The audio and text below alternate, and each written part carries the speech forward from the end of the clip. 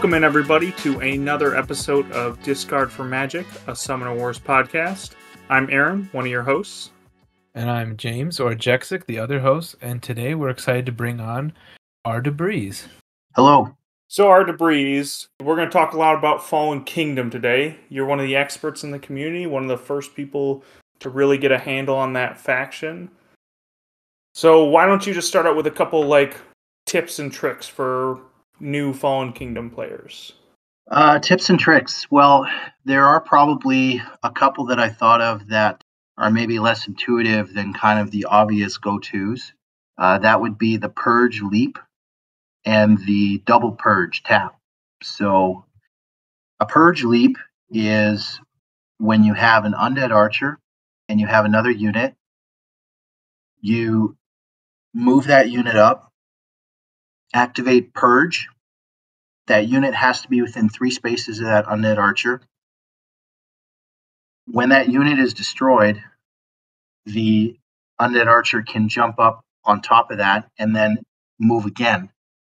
So that gives the Undead Archer an extra 2 spaces or more of movement. I guess technically they can move as much as 5 spaces, and they're a ranged unit, of course. So you can often find weakened summoner hiding deep in their field with that little trick. But it's best used, obviously, when the summoner has very little left, although using a Purge Leap in association with a Hellforged Blade and another Undead Archer, you could actually combo for even more damage there, as much as 8 ranged dice. And you know what? Sometimes if your opponent's sitting around there with 5 health, they're not expecting it, or you have no other play, that's a good one to think about. Always think about the Purge Leap. The Purge Double Tap. So basically when you use Purge, and this isn't exactly as intuitive, but it also involves the Undead Archer. You will use Purge on an enemy unit if you have a friendly unit that's adjacent to the unit that just used Purge, and they have less than 2 health, such as a cultist or an injured carrier or even an injured undead warrior or a full health undead archer. You can attack your own unit with Purge and destroy that unit, and then the undead archer will warp back into that spot where that friendly unit was, and then that unit can then use Purge again on the targeted enemy unit. I used that move the other day in a ranked game. The enemy summoner had 4 health left, and I didn't have to rely on any dice because I had the Purge double tap there. It was a simple matter of just closing it out, and those are both tricks that you can do that you might sometimes see higher level players use that may not be the most intuitive. I've definitely been surprised a few times by that Purge Leap, because you think the Fallen Kingdom don't have that much range, and they're kind of plodding around with carriers and warriors, but then suddenly the archers can totally change that up. Oh, for sure. And, the Purge Leap and the Purge Double Tap are made easier by Blood Summon, because you can obviously get units on the board. And like I mentioned before, a Purge Double Tap will not work unless that friendly unit of yours has 2 hit points or less. And Blood Summon can obviously take some of that extra health away that enables you to do that. Yeah, Blood Summon can be a really good tool in this deck. So, something I wanted to ask you about is the Fallen Kingdom economy is a little weird. It's a little wonky because essentially, like Raytalis, their summoner, can take 2 damage to get more units out, and that's essentially part of their economy. It feels like part of their magic is Raytalis' ability to get more units out that way. The first time I played this faction, I did terribly because I kept trying to summon all their 2-cost units, and my magic was always down, and I couldn't get out anything to keep my engine going. How do you balance that economy of Raytalis' health and summoning units to the board? First thing I'll say about Raytalis' ability, which is Raise, is I do not think that it is an overly economically beneficial power. It could be if you had better units to summon, but when you're taking 2 wounds to summon an undead archer who's effectively a 1-cost unit that costs 2 magic, or an undead warrior who is, for what it is, it's understated as a 2-cost unit, or even a carrier, you really aren't getting maximum value. Like, compare Call Forth, which allows you to take 1 wound and get 2 units to summon. It's a necessary power that Red Talus has, but it's not an overly economic power. I like to say there's about 9 different ways for the Fallen Kingdom to disadvantage their economy, and there's 1 or 2 ways where they can gain that economy back. But the one way is a really good way, and that's Fallen Kingdom carriers, of course. Yeah, the carriers can be a very strong tool in the Fallen Kingdom arsenal, and they can be tough if you have that recursion power and you can keep getting them back out, especially if you're within ranged. But if people play at range, sometimes that can be difficult for them. Do you find that when you're using Raytalis' ability, Raise, that you often are always bringing back the same units? Do you bring back a variety? Yeah, so ideally, as I mentioned before, you want to bring back as many undead warriors as you can. That's where you're going to gain the most economy from his power. The undead warrior is the closest thing to a fairly statted 2-cost unit, because like I said, bringing an undead archer back is really like bringing a 1-cost unit back. Having said that, I do find myself bringing back undead archers so often because Red Talus rarely leaves the second row, and those undead archers are very useful. Their power enables them to scramble up to the front line. You talked about the weakness of range in the Fallen Kingdom. They absolutely have a weakness in range, and the way that you counter that weakness is by keeping your pack of commons in the lower edge of the midfield on the opponent's side. So you have to push them a little more forward than a truly defensive faction. And that's so that the ranged units that your opponent has cannot potshot your units. You effectively have to put them in a position where they can strike back. So your carriers and your undead warriors are pretty high up the map, and Red Talus is pretty low in the bottom. So the undead archers are kind of essential very often just so that they can scramble up the map and help your common pack out.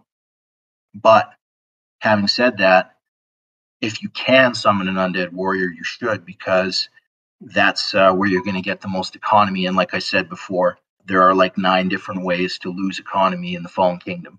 9? 9 is a guess. They could summon a champ, they would lose economy. They could summon an undead archer, they would lose economy. They could use blood summon and purge and lose economy. Raise the dead, lose economy. But then they have carriers. And carriers, like I said, if they're not the best common in the game, then they'd be in the conversation. Their recursion power is pretty amazing when you think about it. Like, recursion powers generally are strong, but compare their recursion power to Mira, Convert, Crimson Order powers and abilities there. Kazmira gets you a 0-cost unit back, right? Convert gets you a 0-cost unit. With the Fallen Kingdom recursion power, not only are you getting a 1-cost unit, which is, decidedly better than a 0-cost unit, you're also getting it on the board in play that turn outside of your gates, like in a good spot. Spot stealing is like a big thing in a lot of summoner wars, and it seems like carriers are one of the best ways to do that, to block someone else's gate or things like that.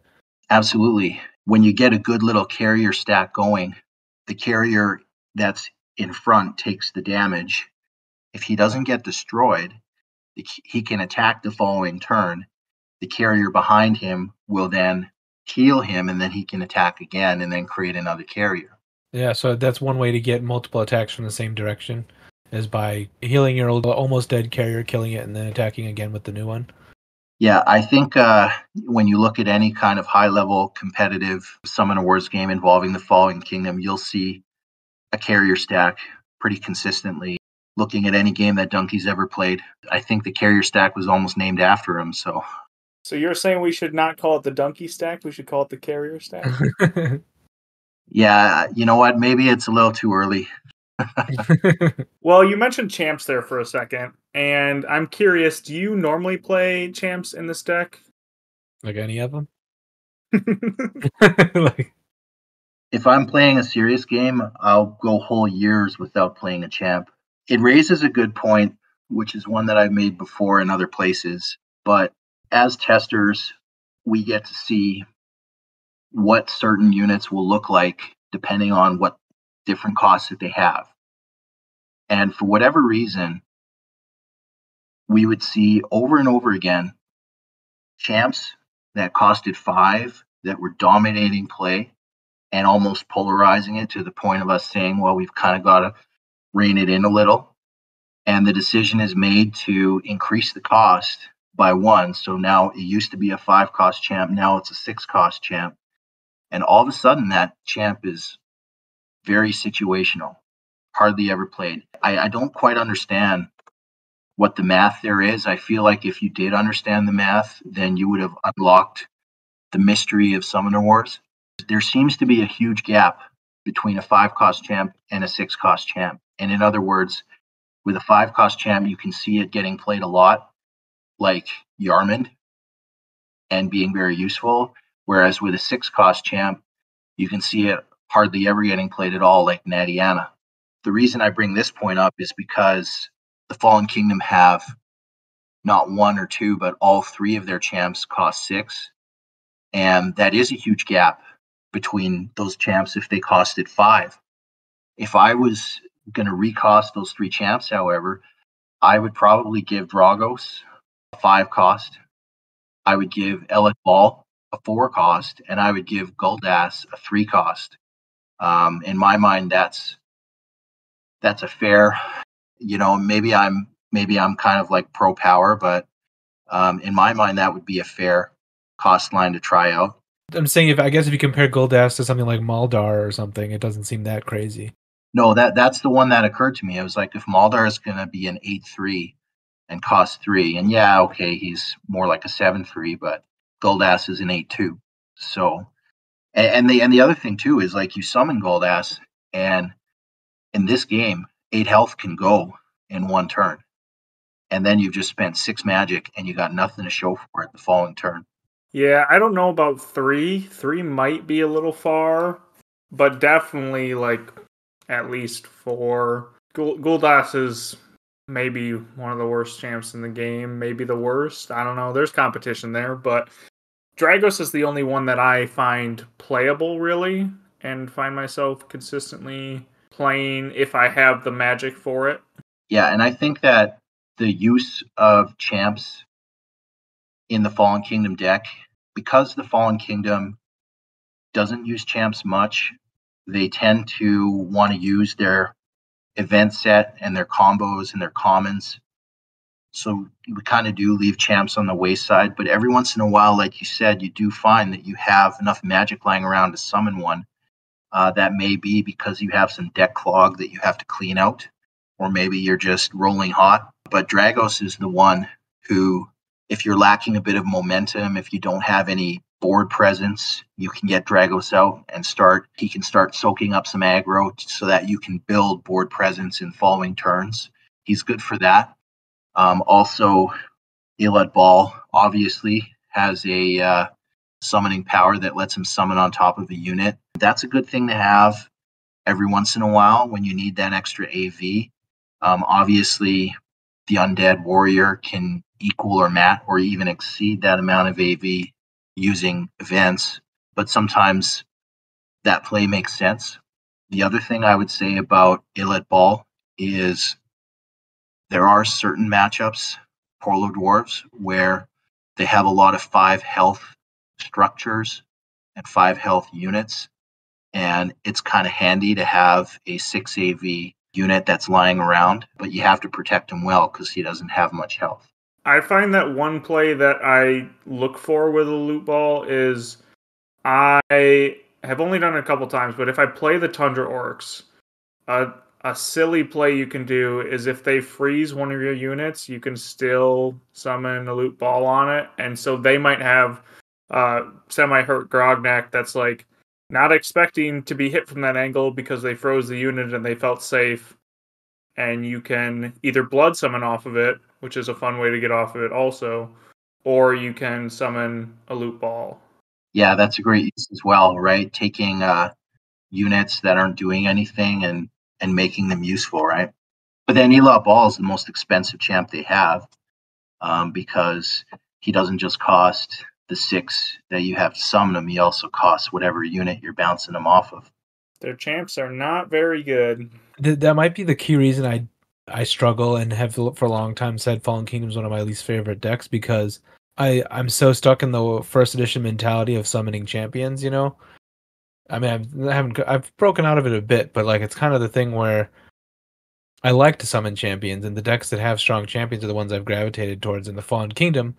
Like you guys were saying earlier, like you kind of have this economy boost from damaging Ret and getting out free guys, and I also often feel like my combos in my hands don't work right, so I'll discard all these cards and I've got magic and I've got nothing good to spend it on because the champions aren't powerful. So I think I probably shouldn't discard so many cards for magic is probably my first thing, but sometimes it can be hard when those hands just don't seem to cooperate. Yeah, you know, I don't want to be too hard on the guys who were designing and testing the master set. From what I understand, they were testing a bunch of factions all at the same time, as many as 8 or like 9 or 10 different factions. And they hadn't even decided on what the essential rules of the game were going to be. And all they had to build off of was first edition, like you said, where a unit like Goldas that has 8 health in first edition, you can basically guarantee that he's going to last 4 turns of taking multiple hits before he finally goes down. They had less sample size and less to work with. You know, hindsight's 2020, but definitely those 3 champs are all, in my view, they're varying degrees of egregiously overcosted. And maybe the one thing nobody anticipated was how easy it would be to absolutely obliterate a 6 health or an 8 health champ. But they're thematic. They got the 666 going for them. You know, if they want to add some stat points on every one of their champs, they can have their 6s. Well, Loot Ball has all 3 also. 6 health, 6 AV, and 6 cost. Now he just needs like 6 more, and then he'll be good to go. They just missed going 6 abilities. That was the part that they missed for the power level for a Loot Ball. You know, 6 abilities would have been about right. Yeah. He's got every ability that is in the Fallen Kingdom deck. He can just use it all at once. The Saruk of Fallen Kingdom. Yeah. You tend to approach their events, because their events are very important to this deck. They have a lot of different uses, and most of them get played like almost every game. So how do you approach them? I love how you use the word approach, because there was discussions that we had on Summoner Wars Theory in the Discord a little while back about the different styles of player and how different players approach the game differently and what their mindset is. And we kind of settled on 3 different kinds of players. There was the positional player, who primarily viewed the game like in terms of board position and where they wanted their units to be. You had the econ player, who primarily thought about the game as a matter of resources and investments and so forth. And then you had the hand builder, who was a player that was focused on putting that combo together. And once they have that ultimate combo, then they can rain it down and create their win condition for the game. That discussion eventually turned into different styles of deck that represent those same 3 elements. So we have aggro decks, which are primarily positional, and we have econ decks, which are primarily economic. And what I mean is their main goal is to basically drain the other player's magic pile until they're at the bottom of their deck, and the econ deck has more resources at the end of the game. And then you have the combo deck, which is maybe the rarest of the decks, but the basic idea is they're kind of just biding their time until they have their ultimate combo before they unleash it. I think the best example of a combo deck would have been the old Polar Dwarves, where literally, in order to win a game, all you had to do was cycle everything you didn't need out of your hand until you had 2 Ice Rams and a Glacial Shift, and 9 times out of 10 you could win the game the following turn.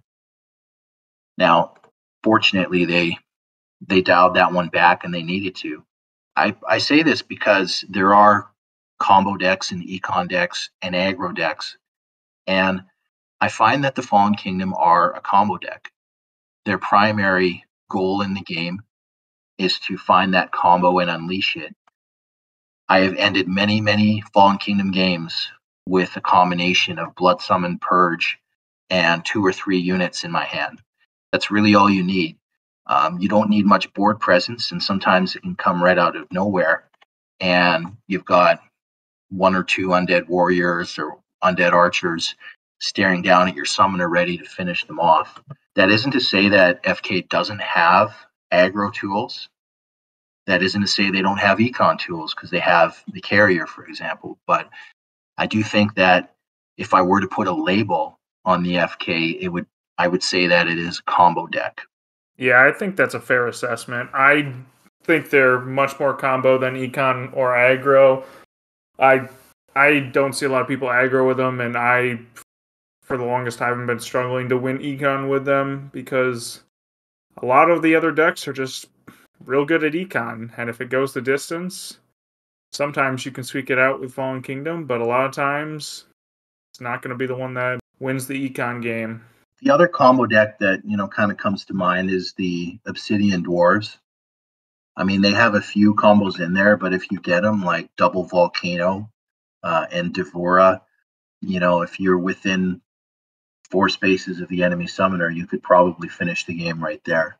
It seems like combo decks, though, are a little less reliable and a little more swingy, because maybe with an econ deck, maybe econ decks are the most consistent because you're playing a very careful game in your own end, usually defensively, trying to win trade-offs, whereas with an aggro deck, you're trying to outspend your opponent to get positional advantage and finish the summoner off, which always carries a risk. But with a combo deck, you can sometimes get deck clog. Like, what happens when you draw 2 sacrificial pyres in the same hand and a wall? At that point, you're like, oh man, like another bad hand here. You've got to really mitigate that draw dependency problem doing that well is, I think, the key to being successful with the Fallen Kingdom. It's one of the keys, anyways. I think the other one is smart economic play, using carriers and not overspending, using those other tools that they have, and then recognizing when it's time to use the Blood Summon Purge combo or some of their other combo tools, and then executing. Do you find, if you get like one of the worst hands possible, say you draw Pyre, Purge, Blood Summon, and you have 1 common unit to go with it, what events are you keeping out of there? I would definitely discard one of the Pyres. A Purge and a Blood Summon is good, so maybe I would play the other Pyre, and then I would hope for 1 or 2 more units to come in the next draw. Have Blood Summon, Purge, and 2 or 3 units, then you're good. Pyre to me is not an essential card. It's essential that when you use Pyre, you use it well, and I mean minimum 2 boost, but it's not so essential that you need to hang on to it at all costs. Certainly, Blood Summon Purge is a good thing to have, and unless I had 2 Blood Summons in my hand or 2 Purges in my hand, I wouldn't get rid of either of those cards. See, I lean a little more towards discarding the Blood Summon, probably because I struggle to part with a Pyre. If I have a bunch of events and I'm going to hold a couple of them, it's hard for me to justify keeping a Blood Summon if I'm not going to use it quickly. Unless it's my last one. Parting with your last Blood Summon's tough. But if I got another one in the deck, I might throw a Pyre, maybe a Blood Summon, but definitely keeping Purge. Purge, I feel like, is the most important event to this deck. Well, as we talked about, there's a lot of different combos that you can chain off Purge, specifically where you don't need Blood Summon. You might be saying to yourself, what am I going to use this Purge for if it's early in the game and you've got no board presence? That might be a different story. And then, that's the tough part with the Fallen Kingdom. Really, the questions that we're asking, you have to ask yourself every game, and the answer can be different depending on the game situation. But really, that is one of the keys to being successful with the deck, is making those good decisions. Matchups that you would say that are some of their best matchups, like if someone's just learning the deck and they want to play an easier matchup, what would you recommend? Well, I made a whole list and I broke down all of them. So I can tell you that probably the definitively weakest faction against the Fallen Kingdom are the Cave Goblins. I think that's supported by the League faction win rate that's recorded on SW Zone. And also, I've played the CG enough times. I think I even made a video about it. Basically, what the Fallen Kingdom want, the ones they want to play, are swarming factions full of weak commons. So you've got CG, you've got CO, you've got FD. Those are the ones that they like to play. They don't mind playing the Phoenix Elves either, because the Phoenix Elves also have low hit point units. The Fallen Kingdom do not like rangy factions, and they don't like factions where the units have really high health, like the Tundra Orcs or the Mountain Vargath. I couldn't find any data on the Mountain Vargath, but I am kind of assuming that the Fallen Kingdom would struggle against the Mountain Vargath because they're going to have a hard time eating up those high health units. Meanwhile, they're getting mowed down, and the Mountain Vargath are putting a ton of pressure on them, taking their board presence away. Rangy factions like the Cloaks, the Breakers, and the Shadow Elves and the Savannah Elves, they all do extremely well against the Fallen Kingdom. So stay away from rangy factions, stay away from tanky factions, but you like those weak swarming factions. Out factions that are like tough. So you said the ranging factions. Do you think those are their toughest factions that you just mentioned, like Savannah Elves, Shadow Elves, Breakers? Yeah, they are. I think they struggle more with rangy factions than they do with tanky factions, because tanky factions tend to come to you, and the undead don't mind that too much. They want you to come to them so they can feed their carriers and build their carrier swarm. Rangy factions just don't do that, and they force you to march down the field outside of your comfort zone. And I would say consistently that rangy factions as a group are more dangerous to the Fallen Kingdom than tanky factions as a group. So how do you think that translates into a general strategy for how to beat the Fallen Kingdom? Just stay away from them and use your range as best as you can, depending on what tools you've got. I remember back in the early days of the league, it was Phoenix Elves versus Fallen Kingdom. And I remember going into that matchup with a very specific game plan. I was the Phoenix Elves, and as I mentioned, the Phoenix Elves do struggle against the Fallen Kingdom. What I did in that game was I moved forward early on with the Phoenix Elves, and I kind of started the fight down at row 3 or row 4 of the midfield. And that's where the undead had to start from. And then I sucked all my units back to the other end of the field, and then they had to slowly kind of crawl through the midfield with nothing to attack while I picked them off. And I think that's probably the best way to beat the Fallen Kingdom as a general strategy. Is they really don't have very good range. Their undead archer is like decent, but that's a 2-cost unit that should cost 1. And their other unit that has range is the cultist. And I've said this in other places, but I really think that a 2 range attack is just a waste of an attack. in this game. And, you know, unfortunately, that's all that the Fallen Kingdom have for range. They have some 2-range attack, and they've got some 3-range attack that's overcosted. They really can't answer range very effectively. They have no champs, obviously, that have any range either that would help them out there.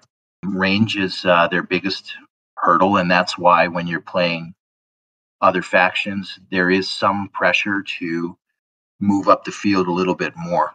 On that thought, would Sky Spear Avians also be a tough matchup for them because of their range? Or do you think Ava's vulnerable enough that she can kind of get hit by a combo? That's a close one. I think that one goes slightly in favor of Red Talus because although the Avians have one unit that can shoot and shoot hard, that has a ton of health, that's being the Steward, and they have champs that can shoot from far away and add some range pressure. They also have 3 other units that are melee, those 3 commons, right? The Sentinel, Diver, and then we've got our Sages, which, like I said before, they have a waste of an attack themselves. You really have one common unit that has good range, and you have 2 other common units that are used for melee. And the one of those units, the Diver, is just miraculous carrier food, right? That they only have 2 health, and they like to be in the fight. They'll just get eaten up by carriers. A Sentinel that has 4 health, that's a lot tougher for carriers to deal with. Like you said, Ava is only got 10 health, and if she's not careful, she can fall victim to a Blood Summon Purge combo or something like that in a single turn and get destroyed. Where, for example, the Shadow Elves and the Savannah Elves have their huge advantage against the Fallen Kingdom is they basically don't leave the back row the whole game, whereas Ava has to, and Ava likes to be in the midfield, and that's a good spot for the Fallen Kingdom to pounce on them. So I think there are some things that the Sky Spear Avians have that help them, such as range and movement. But they also have some things that don't help them, such as a summoner that has low health that has to be involved in the fight, and some low health melee units. I feel like that matchup's tough sometimes for Fallen Kingdom if Ava just plays keep away and you don't summon divers and get in close, because the champs aren't super expensive either, so you can get Saruk out very easily, and then you have a very strong front attacker with 6 health. That can be really tough to deal with. But in this deck, what cards do you normally discard for Magic? The champs. Here's the funny thing about Fallen Kingdom, however, is when you're playing them optimally, they often don't need a ton of magic, because carriers, if you're using them the way they're meant to be used, they don't cost any magic and they don't gain any magic when they destroy a unit. You have Ret Talus using Raise, which, as much as I might be critical that it's not that great an economic ability, it still is a somewhat economic ability. So you're trying to use a lot of raises. In terms of where their other magic goes, you have Sacrificial Pyre, and you've got 2 of those, and you're better off trying to play both in a game if you can. So they really don't have much, and the champs, we don't even play the champs, so they really don't have as much need for magic. But I think where I find most of my magic, if it's coming from, is eliminating deck clog. So I'm making decisions based on having too many of the same card in my hand. If I have gates, I don't really need gates that much. Their main function is to really protect Ret Talus. I can do without 1 gate or maybe 2 gates in the game. Other than that, I will burn carriers. I don't really want to summon carriers because they cost a magic for me to summon, and I'd rather get them for free. I also don't want to summon undead archers. So, they come at, really, you could almost burn anything for magic in the Fallen Kingdom deck, except for cultists, maybe, because you're relying on Raise to bring those units back after you've collected the magic. And certainly, FK archers are overcosted. The champs are overcosted. Carriers, maybe you burn them, maybe you don't.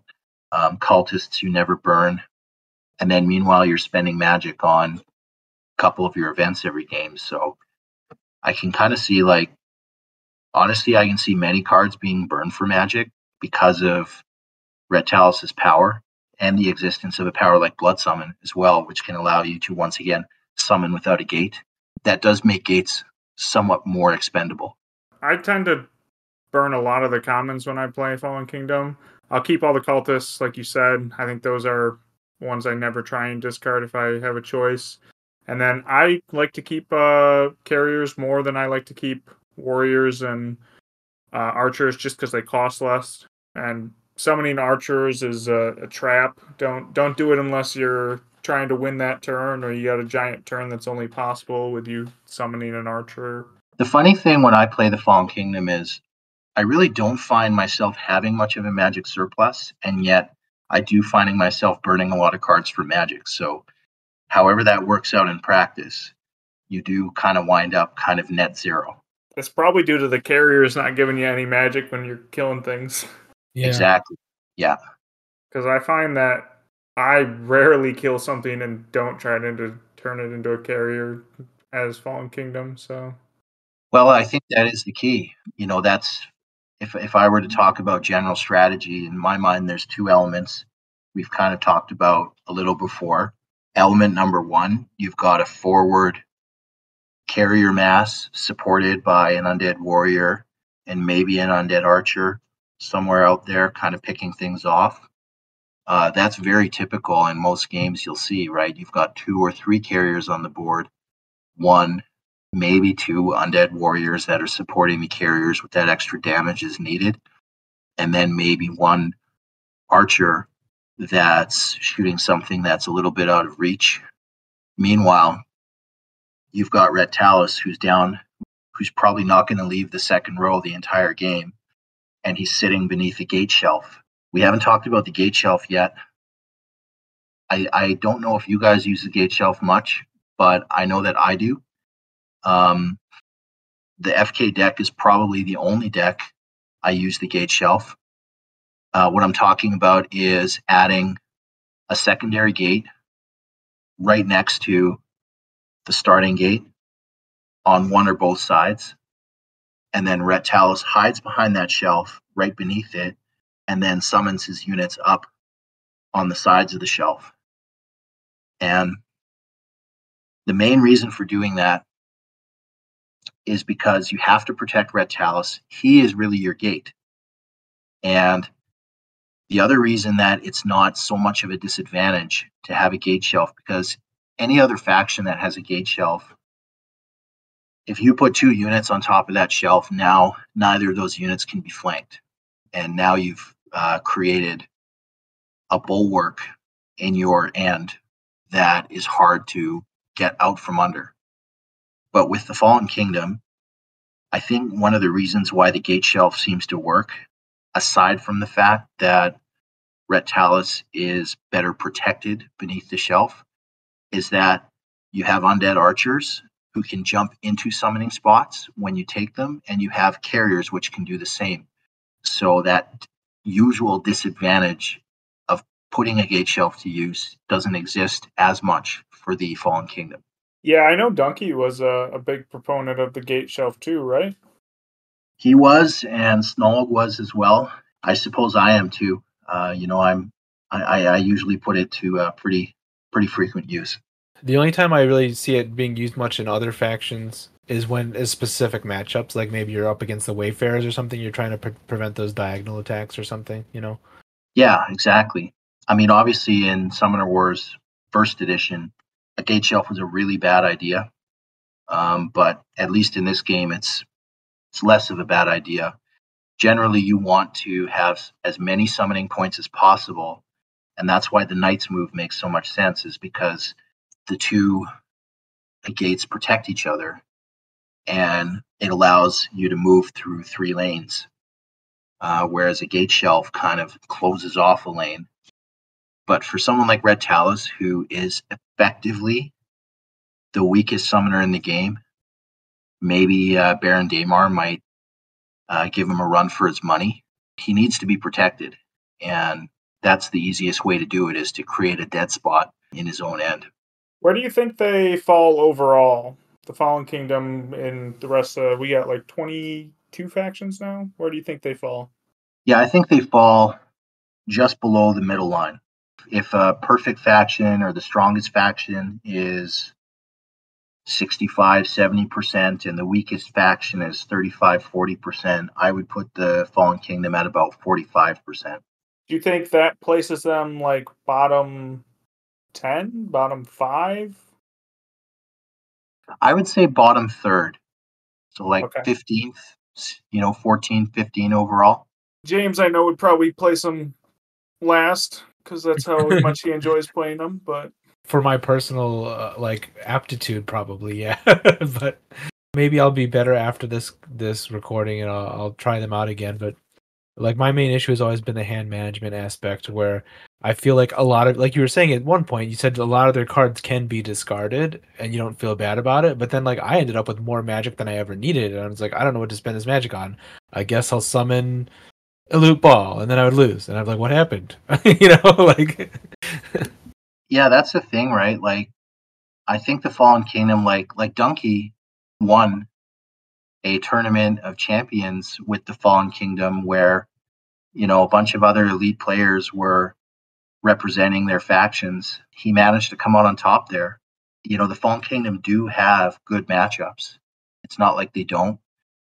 And maybe the win rate, or where I'm putting them, is influenced a little bit by just how hard it is to use them properly. I mean, I think that's what made Dunkey good with the Fallen Kingdom, was where his strength is, and that is he always makes the right economic decision. He had a very good intuitive sense for investing and when to use this and when not to, and he was really good at anticipating what was going to happen multiple turns down the line. And he might tell you that the Fallen Kingdom are better than they represent, but you have to play very smart economically in order to get their maximum value. And I think very few people can do that. Maybe if we're playing the Fallen Kingdom 100% optimally, maybe they perform better. I mean, at the same time, it's easy to see what their weaknesses are. I mean, the Vanguards are, I'll say this, the only matchup that the Vanguards have an advantage in is the Fallen Kingdom. And what's so bad about the Vanguards? Because they've got a lot of great cards, right? Renewed Hope and Citadel Knights. The problem with the Vanguards is they have so many crap cards, like the Citadel Archers and Jacob Eldwin. From there, the list goes on. But it seems like if half of their cards are bad and half of their cards are good, they become a very iffy deck. And I think the Fallen Kingdom suffer from that too. They could have multiple ways to beat you, but they only have one because of the deficiencies in some of their cards. Yeah, I don't know if Vanguard's only good matchup is against the Fallen Kingdom, but it's definitely a matchup that is a good one for the Vanguards and one they can definitely win. I stopped bringing Fallen Kingdom to tournaments and stuff. I used to bring them to everything. Like, they would be my deck I'd pick for every Spada tournament. They would be my deck that I would be most confident in for all the like Plaid Hat tournaments. But I stopped bringing them to tournaments because of the fact that their bad matchups are so bad that I never felt like I had a chance. Like, when I would match up with a very good Savannah Elves player, like, I didn't ever feel like there was a chance I was winning that game. It's just so tough. Yeah, it is. Yeah. Savannah Elves are probably their worst matchup, and Shadow Elves are probably their second worst, and those are also two very popular choices. Yeah, it's just some of those matchups, and the Vanguard suffer from the same thing. Is like they have a lot of matchups where they can do okay. They're not necessarily favored, but they'll do all right. And then they have a couple matchups like the Savannah Elves also, where it's so tough for them. So, how do you think the Fallen Kingdom stack up against like the Groaks and the Crimson Order? Because those two are real popular right now. They have an advantage against the Crimson Order. Because all the infect food? Yeah. You've got 2 commons in the Crimson Order that they like to recur over and over and over again that have 2 health and have low attack, those being the cultists. That is exactly what the Fallen Kingdom want. Also, you've got a summoner that's constantly hurting himself back behind the scenes. So it would be a better matchup for the Fallen Kingdom if Baron Daemar had to get more involved in the action. But like we talked about before, in the right circumstances, it doesn't matter. A weak summoner is a weak summoner, and you can hit a summoner in the back row with a good Blood Summon Purge combo. So I do think that they have an advantage over the Crimson Order.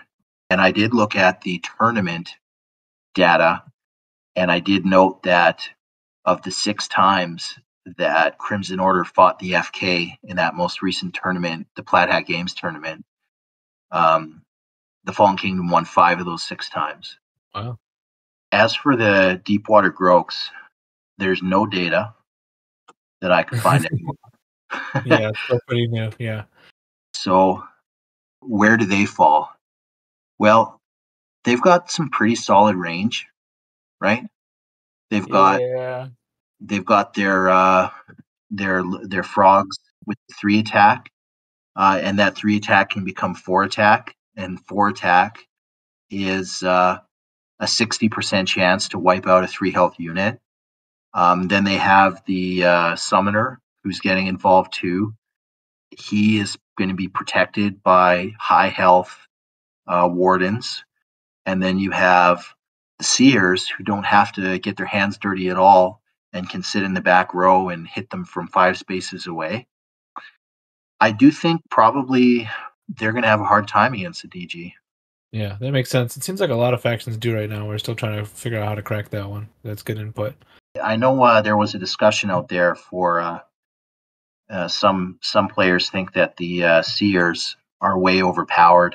I think people have to adapt their strategy, and the easy way to completely nullify the effect of the seer is to use champs in your summoner. And Fallen Kingdom can't do that. No. They're not going to be successful if they use their champs at all. You're telling me if I summon all 3 Fallen Kingdom champs, I can't win that matchup? Well, first you should stay in the back row and just bide your time until you have about 12 magic, and then start rolling out the champs methodically. March them down the board because they're all melee. See how you do. 1 by 1, right? Galdas has 8 health. I mean, he can probably last a few turns before he falls. Just 1 warrior attack from the Bloom Warriors, and he'll be down to 2 health, and then he's really dangerous. Then watch out. What are your thoughts about Blood Summon and how it currently works? We're talking about deck building? Deck building, base deck. It works the same way. Do you believe it's counterintuitive to how you can kill your units afterwards and not summon anything? I think Blood Summon works fine in the Fallen Kingdom deck because the Fallen Kingdom has no way of drawing extra cards and putting them back into their hand. It's one of those things that you would have hoped or you would have wished that the testers had identified and remedied before cards were released. But once Blood Summon was kind of let out to the decks like the Shadow Elves and the Crimson Order that are capable of adding more cards back into their hand, all of a sudden Blood Summon can become very powerful and beat a lot of different faction strategies. And I don't even want to say that it's overpowered because there are ways to beat the Call Forth Blood Summon combo. The problem that I run into when I'm doing deck building rank play is the ways that I have of beating that combo don't work against any other decks. So I either get a deck that has Blood Summon and Call Forth. I'm using an ordinary deck like my Vanguards with Arbiters of Peace, and I get destroyed. So then the next time I use one of my counter decks, like the super aggressive Sky Spear Avians. And then you run into me instead or something. And then I run into something else, and then I get destroyed again. You know what? I wish they would consider errata a little more. I mean, all they would have to do is just limit the number of times you could use Blood Summon. If it was a max 3, then I think it would be probably balanced. But, whether there's an appetite for that or not, I don't know. Yeah, it would be interesting to see.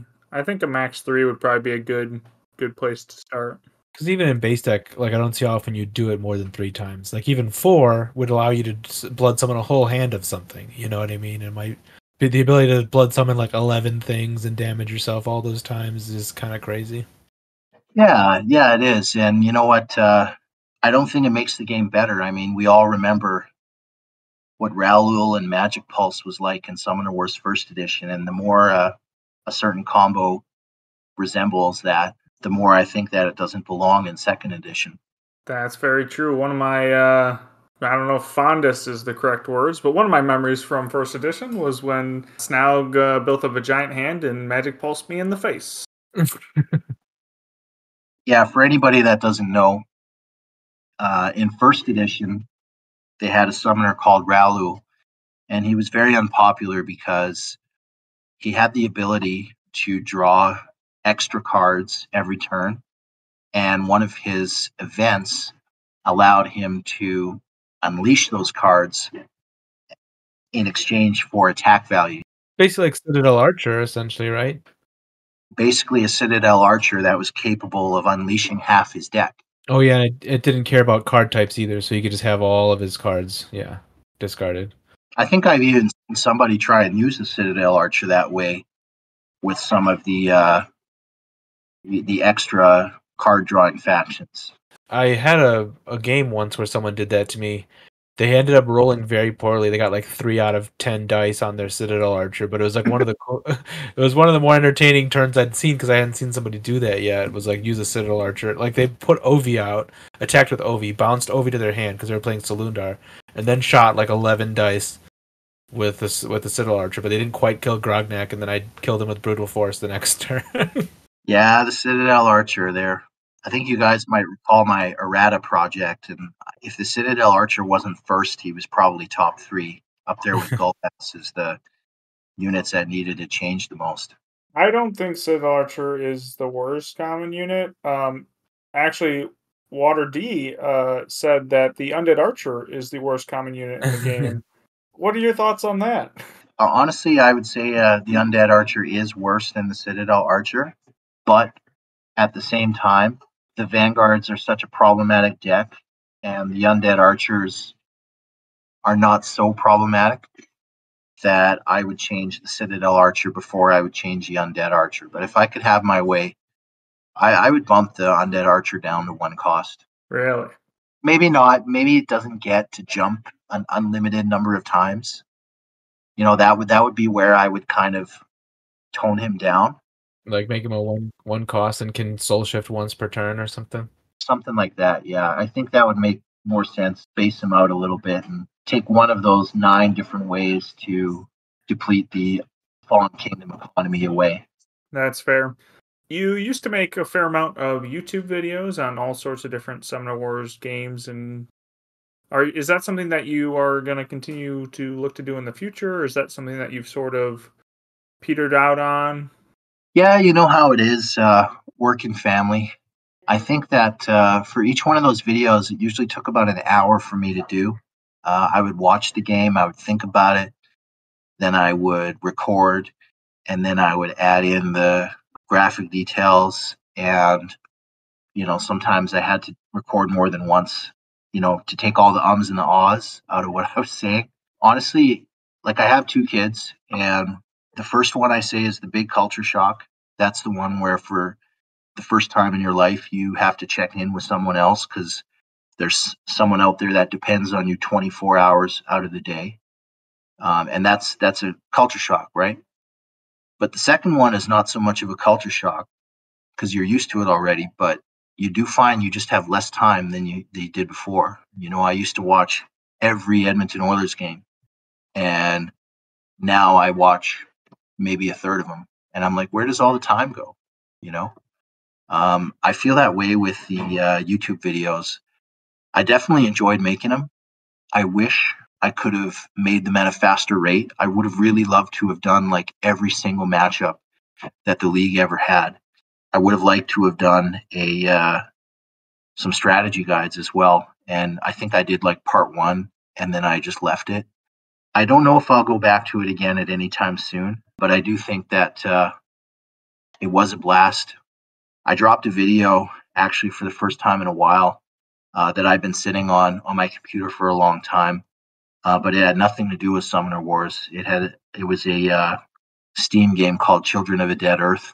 I thought, well, if people like this, maybe I'll make another video. That one wasn't very tough to make, so I'd love to give you a clearer answer than that, but I don't. That's about as clear as it is right now. That makes sense. We appreciate you coming and taking the time with us today too, because I know it sounds like you got a busy schedule.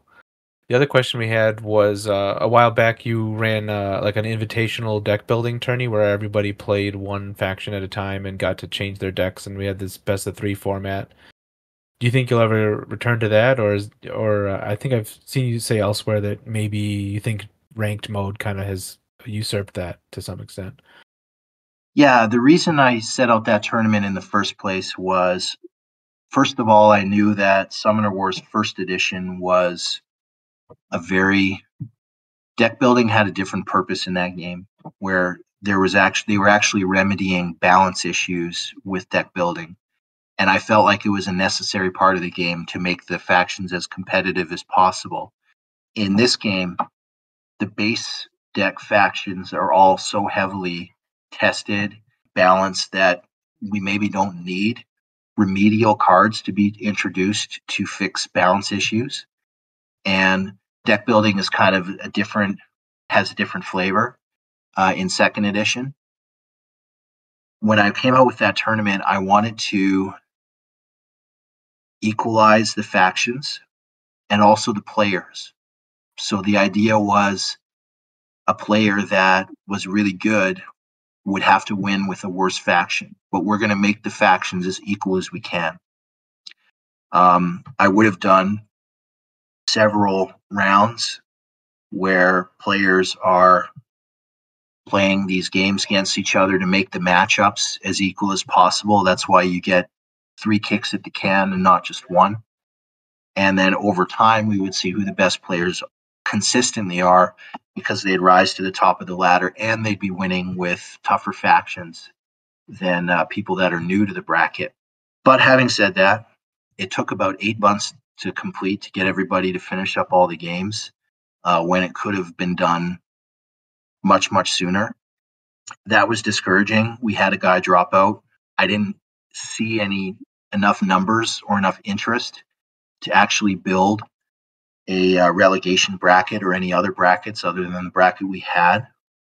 And then right around the time it finished up, we went back into ranked play.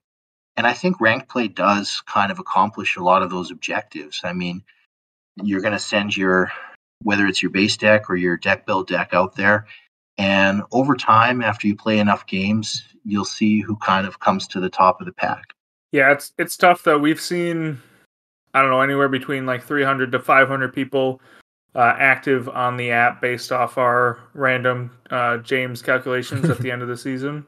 And we really have never seen more than like 20 to 30 people active in the deck building side of things. It'll be interesting to see if that grows as the game continues to grow, or if that's just going to continue to be like a very small fraction of the community. And we'll see if they want to make adjustments to some of the cards, or maybe even some of the deck building format. I'd open to banning certain combos in ranked play, if need be. Yeah, or like with something like Blood Summon, probably capping that amount of times it could be used could probably be enough. You might also say the same thing about how many boosts can go on Grognak or other things like that. Oh yeah, for sure. The idea is, if you can bring any kind of deck to a deck build game and have a decent experience, the base decks are so good for that. I mean, the decks that are really bad are sitting around 45%. That means that they still win almost half their games. Especially like Ben and I have done like the draft mode, where you build decks off of, that website and try to kind of like a Hearthstone style draft.